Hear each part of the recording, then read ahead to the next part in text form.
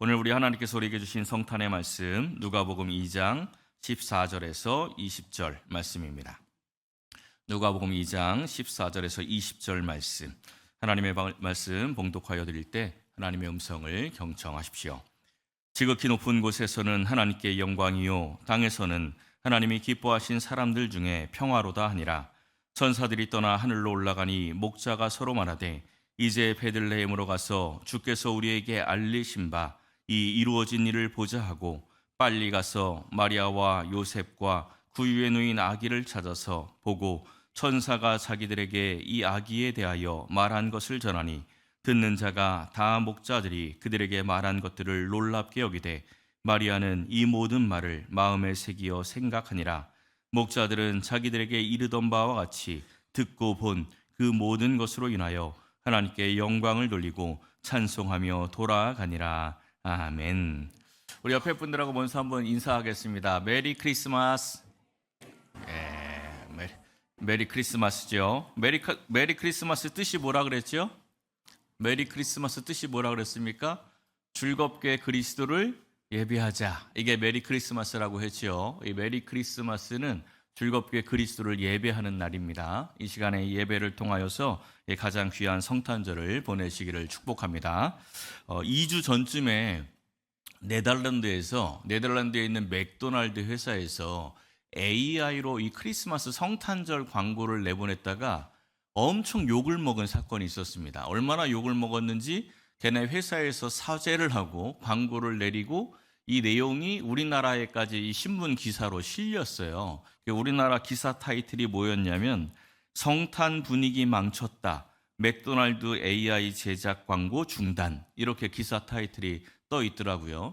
뭔 내용이길래 이 광고가 나오자마자 분위기가 안 좋고 욕을 먹고 나중에 이 광고주가 사죄까지 하고 광고를 내렸을까? 이게 좀 궁금하지 않습니까? 이게 뭔 내용인가 하고 이제 좀 찾아봤습니다. 그 내용을 찾아봤더니 별건 없어요. 그냥 산타가 선물 전하려고 가다가 교통체증에 막혀 있는 장면이 하나 나오고요. 또 어떤 사람이 자전거 타고 가다가 서 있는데 지붕에서 눈이 확 쏟아져서 그냥 눈 뒤집어 쓰는 장면이 나오고, 또 이제 크리스마스 캐롤을 바깥에서 부르고 있는데 눈폭풍이 부르면서 악보가 확 날아가는 장면이 나옵니다. 또 어떤 사람은 빙판에서 넘어지기도 하고요. 뭐 이런 장면들이 나오다가 이런 혼란에서 이 맥도날드로 피신하자, 뭐 이런 광고예요. 뭐 별 내용은 아니죠. 그냥 세상 돌아가는 게 힘든데 그냥 맥도날드 따뜻한 데 가서 좀 쉬자, 이렇게 성탄을 보내자, 뭐 이런 내용입니다. 별 내용은 없는데 왜 이렇게 난리 났을까요? 이 광고에 붙었던 그런 여러 가지 댓글들이나 평가들 내용이 뭐냐면, 뭐 여러 가지 이야기들이 있지만 한마디로 크리스마스는 좋은 날인데 왜 기분 잡치게 하냐, 이게 이제 주된 댓글의 내용입니다. 굉장히 좀 이상하지 않습니까? 이 광고는 성탄절 광고입니다. 근데 성탄절 광고에 예수님은 한 번도 안 나오거든요. 성탄과 관련된 이야기는 하나도 없어요. 근데 사람들이 성탄절 광고를 왜 그따위로 해? 이러면서 항의를 하는데, 항의를 하는 사람들 이야기에도 예수님은 단 한마디도 언급되지 않습니다. 뭔가 이상하죠. 그냥 좋은 날인데 왜 기분 나쁘게 하냐? 이게 항의 내용이라는 거죠. 성탄절은 분명히 기쁜 날입니다. 왜 기쁜 날이죠? 예수님이 이 땅에 오셨거든요. 예수님이 이 땅에 우리를 구원하기 위해서 오셨기 때문에 기쁜 날이고, 우리가 그날을 기뻐하며 하나님께 감사로 예배를 드리는 날이 성탄절입니다. 이 세상도 이 성탄절을 기쁨으로 기다리고 즐거워합니다. 굉장히 기뻐하고 즐거워하는데 어느 정도로 기뻐하냐면 성탄절에 안전사고 나는 광고를 냈다고 승질 낼 정도로 기뻐합니다. 그런데 그 기쁨 안에 누가 없습니까? 예수님이 없어요. 그냥 자기들끼리 즐거워하고 기뻐하는 거죠. 그러면 그 성탄절은 안전사고가 일어나서 기분 잡치는 성탄절이 아니고 예수님이 없기 때문에 문제가 있는 최악의 성탄절이 되는 것입니다. 이 교회와 성도는 좀 달라야 되겠죠. 우리도 이 세상하고 똑같이 예수님을 잊어버리고 그냥 참된 기쁨으로 예배하지 못한다면 그보다 좋지 않은 성탄절은 없는 것입니다. 사랑하는 성도 여러분, 오늘 이 말씀을 함께 상고하면서 우리 예수님을 깊이 묵상하고 경배하여서 참된 기쁨의 성탄절을 보내시기를 예수님의 이름으로 간절히 축원합니다. 첫째는 예수님 오신 소식을 우리가 들어야 합니다. 우리가 올해 이 로마서를 쭉 나누지 않았습니까? 35번에 걸쳐서 이 로마서를 나누었는데 로마서의 가장 중요한 주제가 뭡니까? 로마서의 가장 중요한 주제는 이신칭의죠. 믿음으로 의롭다함을 얻는 것. 여기서 이 의는 사회윤리적인 의가 아니라 하나님과의 올바른 관계, 이게 의라고 했습니다. 이 하나님과의 올바른 관계, 이것을 회복해 주기 위해서 이 땅에 예수님이 오신 겁니다.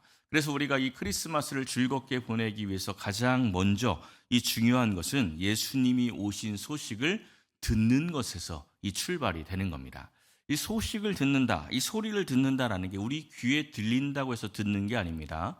영어 듣기 평가 시험 볼 때 아이들이 잘 듣는 애들은 어떤 애들입니까? 그게 뭔 말인지 아는 걸 듣는 게 듣는 거죠. 듣기 평가 가서 그냥 뭐 영어로 이야기하는 거 소리를 듣는다고 해서 그게 듣는 게 아니라는 겁니다. 마찬가지예요. 2015년도에 EBS 다큐 중에서 바람의 학교라는 다큐가 있었습니다. 전국에 있는 문제 아들을 16명을 모아가지고 제주도에서 특별 학교를 여는 이야기입니다. 이 다큐멘터리의 첫 화 제목이 꼴통입니다. 근데 이 다큐멘터리를 보면 제목 정말 잘 졌다 이런 생각이 듭니다. 첫날 이 규칙들을 이야기를 해주는데요. 이런 규칙을 이야기합니다. 바람의 학교에선 자신과 타인의 바람을 존중합니다. 음주와 흡연, 폭력과 욕설은 하지 않습니다. 휴대전화기는 정해진 시간에만 사용합니다. 항상 교복을 착용합니다. 그 밖의 규칙은 학생 자치회에서 민주적으로 결정합니다. 그냥 뭐 학교 내에서 할 수 있는 규칙들이죠. 근데 학생 하나가 2번에 대해서 이의를 제기합니다. 2번이 뭐예요? 음주와 흡연, 폭력과 욕설은 하지 않습니다. 이거를 민주적으로 결정하재요. 그 이유가 뭐냐면 얘가 건의를 했는데 이유가 뭐래요? 학교 밖에 나가서 다 하잖아요, 우리. 학교 밖에 나가서 음주하고 흡연하고 폭력하고 욕설하는 거 다 자유롭게 하는데 뭐 어차피 하는 거 학교에 왔다고 그걸 뭐 굳이 그걸 규율로 정하냐 이러면서 이 아이가 건의를 하는 겁니다. 어떻게 생각이 드십니까? 맞네. 어차피 학교 밖에서 다 하는데 쟤네들 뭐 학교 안에서 막는다고 뭔 차이가 있나 이런 생각이 드십니까? 그렇지 않죠. 예전에는 무너지는 교육의 현장이라는 다큐도 있었는데 보면은 정말 억장이 무너집니다. 학교에서 선생님이 수업을 하고 있는데 아이들이 뒤에 앉아가지고 뭐하냐면 어떤 애는 게임하고 있고 어떤 애는 자고 있고 어떤 애들은 그냥 놀고 있고 딴 공부하고 있고 다 그렇습니다. 기가 막힌 장면이죠. 점점 선생님들이 아이들 가르치기가 힘들다 이런 이야기를 합니다. 근데 이 아이들만 말을 안 듣는 게 아니죠. 우리들도 좀 비슷합니다. 아까 그 2번 항에서 건의했던 애처럼 우리가 하나님의 말씀을 들을 때 우리 영혼 깊이 무슨 생각을 하냐면 세상 밖에서 어차피 다 자유롭게 하는데 교회에서 뭐 굳이 그런 규율을 맨날 얘기하나 그냥 어차피 마음대로 사는데 그냥 마음대로 살면 안 됩니까? 이런 생각이 우리 안에도 있다는 거죠. 그냥 말로 안 하는 거지 우리 속에 그런 생각이 있는 겁니다. 하나님의 말씀에 귀를 기울이고 그 말씀에 내가 순종하고자 할 때 그 말씀이 우리의 귀에 들리는 것입니다. 그 말씀이 들릴 때 내게 생명력이 있는 거죠. 오늘 말씀을 보십시오. 10절과 11절을 보면 이 목자들이 밤에 양떼를 지키고 있는데 천사들이 나타나서 예수 그리스도의 탄생 소식을 전합니다. 온 백성에게 미칠 큰 기쁨의 좋은 소식을 너희에게 전하노라. 좋은 소식, 굿뉴스, 복음이죠.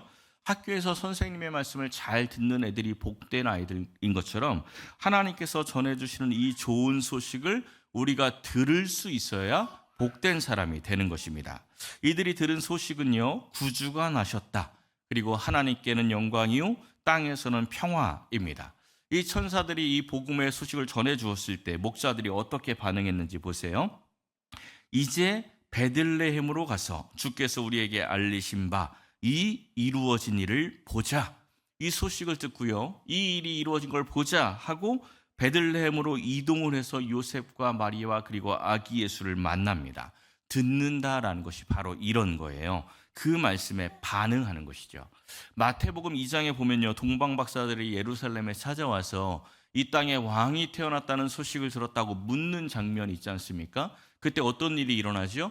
예루살렘에 소동이 일어납니다. 와, 이 땅에 왕이 태어났대, 메시아가 태어났대 하고 막 소동이 일어나요. 그리고 이 동방 박사들이 이제 그 아기 예수를 만나러 이동을 하는데 따라가는 사람이 있습니까? 없습니까? 없어요. 아무도 안 따라갑니다. 베들레헴에서 태어난다고 성경에 써 있네. 이렇게 해석까지 다 해주고 동방 박사들에게 알려줘 놓고는 정작 자기들은 아무도 따라가지를 않습니다. 들은 게 아닌 거죠. 그런데 이 목자들은요, 천사들의 말을 듣고 즉각 반응을 합니다. 구주를 만나기 위해서 움직여요. 우리가 이렇게 성탄절에 와서 성탄의 메시지를 듣는다는 것은 오늘 성탄절이니까 복음서 앞에 나오는 예수님 나신 이야기 들었네 하고 가는 것을 의미하지 않습니다. 이 성탄의 메시지, 이 복음의 메시지가 내 삶에 영향을 미칠 때 우리는 이 복음의 소식을 듣는 사람이 되는 것입니다. 예수님께서 구주로 오셨다, 이 말씀이 들리는 사람은요, 구주, 구원하시는 주님 아닙니까? 예수님을 내 인생의 주인으로 인정을 합니다. 하나님께는 영광이요 땅에는 평화다, 이 말씀이 들리는 사람은요, 예수님으로 말미암아 하나님께 영광 돌리는 인생, 그리고 땅에는 평화를 전하는 인생이 되기를 소망하게 됩니다. 말씀을 듣고 복음 안에서 살기를 이 소망하는 사람들이 천사들이 목자에게 전한 그 소식 그대로 예수님께서 오신 이 소식이 인생의 가장 큰 기쁨의 좋은 소식으로 들리게 됩니다. 이게 굉장히 중요한 말씀입니다. 우리가 세상에서 들리는 소식이 훨씬 더 기쁨의 좋은 소식으로 들리고 예수님이 이 땅에 오신 소식이 그냥 그런가 보다 하고 들린다면 아직 우리는 복음을 듣지 못한 거예요. 예수님이 오신 소식이 가장 기쁜 소식으로 들릴 때 우리는 그때 진짜 복음을 들은 사람이 되는 것입니다. 사랑하는 성도 여러분, 예수님이 나신 소식이 가장 큰 기쁨의 소식입니다. 마음을 활짝 열고 이 소식이 우리의 머리에만 들리는 것이 아니라 우리의 마음, 우리의 영에도 들려 참된 기쁨을 누리는 복된 성탄이 되시기를 예수님의 이름으로 간절히 축원합니다. 두 번째는 예수님 오신 소식을 우리가 전해야 합니다. 16절부터의 말씀을 보면요, 빨리 가서 또 찾아서 보고 말한 것을 전했다. 이 동사들이 이렇게 진행이 되죠. 이 천사들의 말을 들은 목자들이 즉시 일어났습니다. 우리가 가서 그 이루어진 일을 보자 하고 급히 달려갔습니다. 그리고 마리아와 요셉과 이 누워있는 아기를 찾아서 직접 눈으로 보고 천사의 말을 전합니다. 마리아가 이 모든 말을 마음에 새기어 생각하지요. 우리도 이 기쁜 소식, 예수님 나신 소식을 전해야 할 책임과 의무가 있다는 것입니다. 왜냐하면 이 소식이 생명을 전하는 소식이기 때문에 그렇습니다. 고린도전서 9장에 보면 사도 바울이 아주 강력하게 말씀을 합니다. 복음을 전하지 아니하면 내게 화가 있을 것이로다. 이 말씀은 전도하지 않으면 벌 받는다, 이렇게 협박하는 말씀이 아닙니다. 2011년도에 중국에서 시장 한복판에서 교통사고 당했던 아이가 죽었던 사건이지요. 굉장히 그 기억이 저는 끔찍하게 남아 있습니다. 영상까지 올라와 있었어요. 2011년도에 이 아이가 시장 한복판에서 차에 칩니다. 근데 이 아이를 친 이 운전자가 아이가 친 걸 보고 거기서 자기가 얘 고쳐주면 손해가 볼까 있어서 한 번 더 치고 그냥 도망가 버립니다. 근데 문제가 뭐냐면 시장 한복판이니까 사람들 다니잖아요. 다니는 사람들이 이 아이가 고통스러워하고 있는데 그냥 다 지나가요. 못 보는 게 아니고 중앙에 있는데 이 아이를 보고 그냥 다 지나가는 거예요. 이거 얼마나 끔찍합니까? 그러다 결국은 또 다른 차가 지나가다 이 아이를 한 번 더 쳤어요. 그리고 나서 또 다른 지나가던 어떤 아줌마가 그걸 보고 이 아이를 길 옆으로 옮겨 놓습니다. 도와준 것도 아니고 그냥 한마디로 치운 거예요. 옆으로 치워놓고 그냥 가요. 그리고 나서 나중에 이 아이 엄마가 와서 놀라서 아이를 안고 병원에 갔는데 결국은 죽었지요. 너무 끔찍하지 않습니까? 인간성이 상실된 모습입니다. 왜 이런 사건이 끔찍하게 여겨집니까? 생명을 경시하는 풍조, 생명에 대해서 귀하게 여기지 않기 때문에 이러한 모습이 끔찍한 거죠. 저 사람들이 정말 인간인가, 이런 생각이 드는 겁니다. 죽어가는 사람을 외면해야 하는 것은 사람으로서 마땅히 해야 할 바를 하지 않는 것입니다. 복음을 전하지 않으면 화가 있다. 이 말씀이 바로 그런 말씀입니다. 영적으로 죽어가는 사람들을 외면하는 것은 영적인 이 신앙인으로서의 인간성을 포기한 것이기 때문에 화가 있다. 이렇게 말을 하는 것이요. 우리는 반드시 생명의 복음을 전해야 합니다. 어디까지 전해야 합니까? 우리 예수님께서 부활 승천하시면서 하신 말씀이 있죠. 어디까지? 땅끝까지 복음을 전하라. 이렇게 말씀했습니다. 이 땅끝이 어디죠? 너무 멀리 생각하지 마십시오. 옛날 그 동요 중에 앞으로라는 동요 있죠. 가사가 어떻게 시작이 돼요? 네, 지구는 둥그니까 자꾸 나가면 온 세상 어린이들 만나고 오겠지. 뭐 이런 가사지요. 지구는 둥그니까 앞으로 계속하면 끝은 어디입니까? 네, 그렇죠. 우리 미랄교회에서 이 지구 둥근 지구를 계속 앞으로 나가면 언젠가는 다시 이 교회까지 오게 돼요. 그러니까 우리 바로 옆이 땅끝입니다.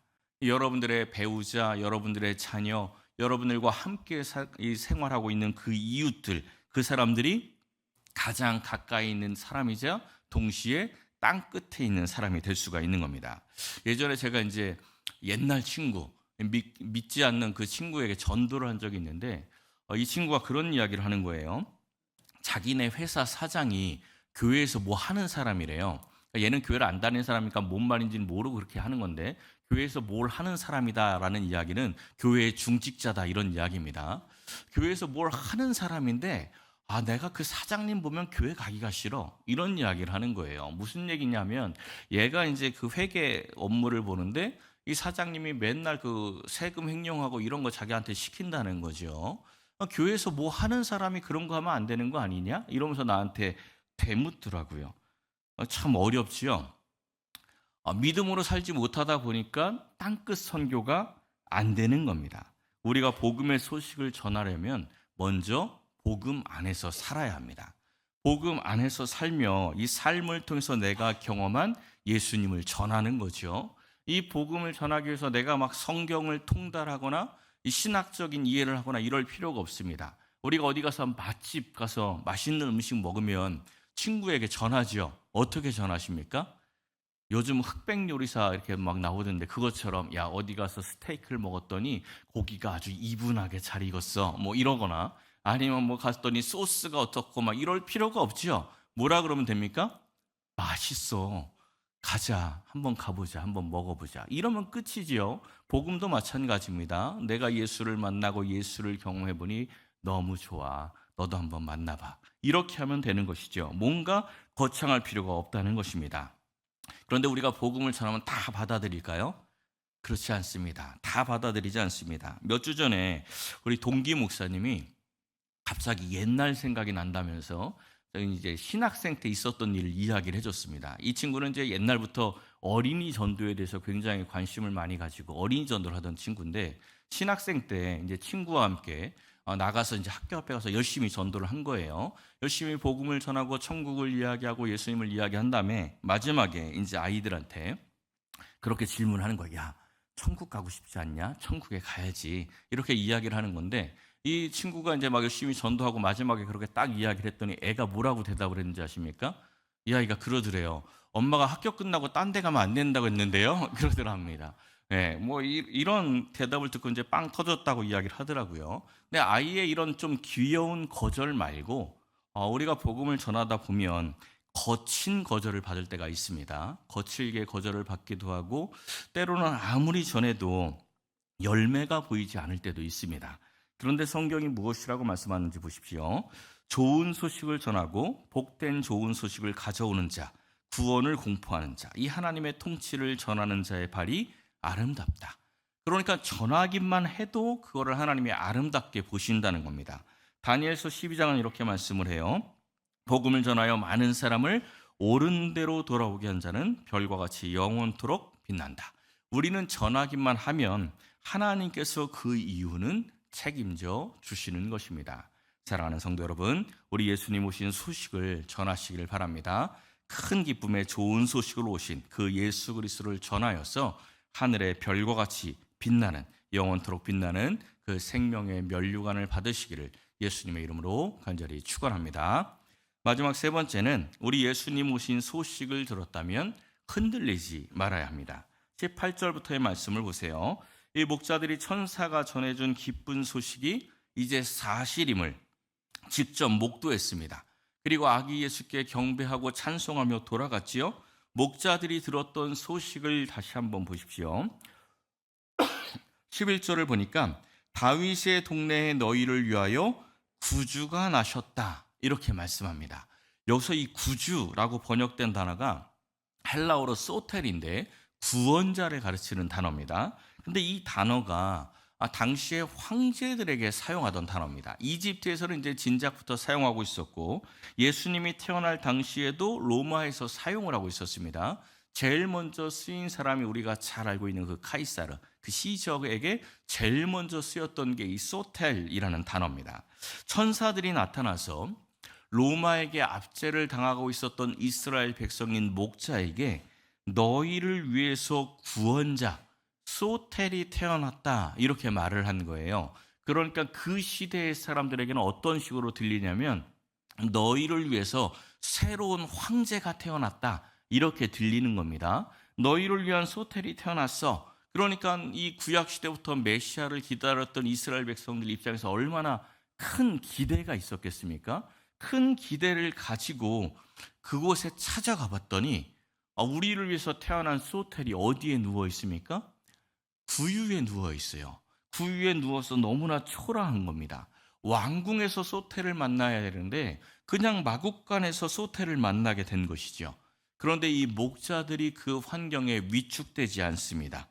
목자들이 이 열악한 환경을 보면서도 천사들이 전해준 그 말씀을 사실임을 믿습니다. 그리고 하나님께 영광을 돌리고 찬송하고 돌아가죠. 그 목자들이 그 모습을 보고 실망했다는 이야기가 안 나오고 확인하고 찬송하고 영광을 돌리며 돌아갔다라고 말씀을 합니다. 우리의 신앙이요, 이 목자들처럼 환경에 의해서 흔들리면 안 됩니다. 내가 처한 환경 때문에 흔들려서는 안 된다는 거예요. 시편 46편에 있는 말씀을 보십시오. 땅이 변하든지 산이 흔들리든지 바닷물이 솟아나고 뛰놀든지 우리는 두려워하지 않는다.